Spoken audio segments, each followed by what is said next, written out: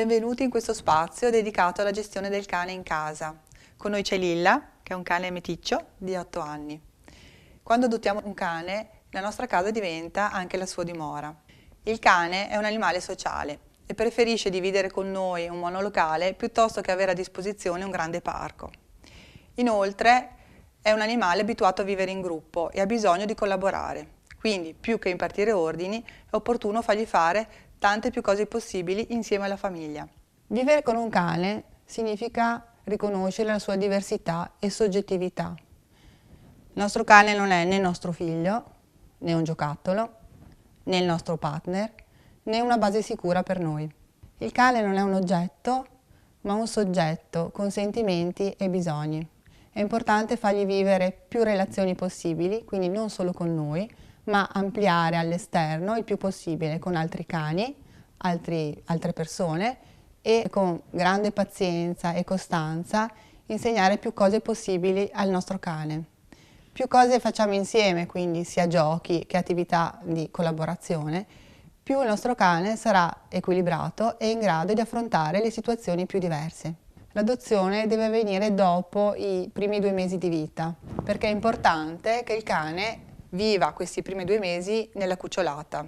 È importante conoscere il profilo comportamentale del cane che intendiamo adottare. Infatti ci sono cani che tendono a essere molto vivaci, molto allegri e cani che tendono a essere più calmi e quindi scegliere un cane che sia complementare a noi più che simile. A proposito di razze, non dimentichiamo che esistono dei meravigliosi cani fantasia che possiamo adottare anche già adulti al canile. Sono compagni affettuosi, già educati, che ci daranno tutta la loro gratitudine. Presso il canile è possibile intraprendere un percorso di adozione attraverso un'attenta valutazione sia di chi vuole adottare sia del nostro cane. Il cane in casa ha bisogno di un suo spazio ben definito.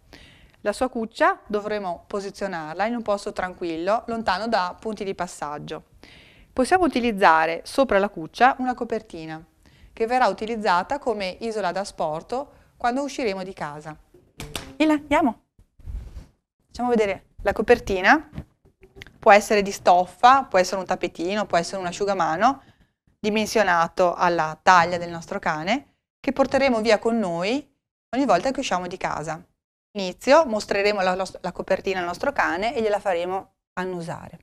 Dopodiché la posizioniamo sulla sua cuccia e lo andremo a premiare ogni volta che si mette sulla copertina. Nei primi tempi premierò sempre il cane quando si posizionerà sulla copertina e sarà in uno stato di calma. Brava Lilla!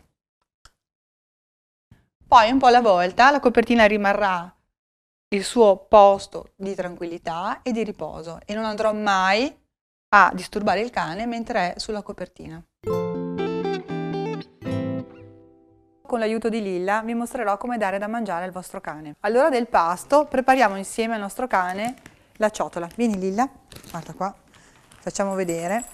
L'esercizio della ciotola lo costruiamo un po' alla volta, tenendo il cane seduto in resta, teniamo la ciotola vicino al nostro corpo e la abbassiamo piano piano e per poterla rialzare se per caso il cane viene verso di noi.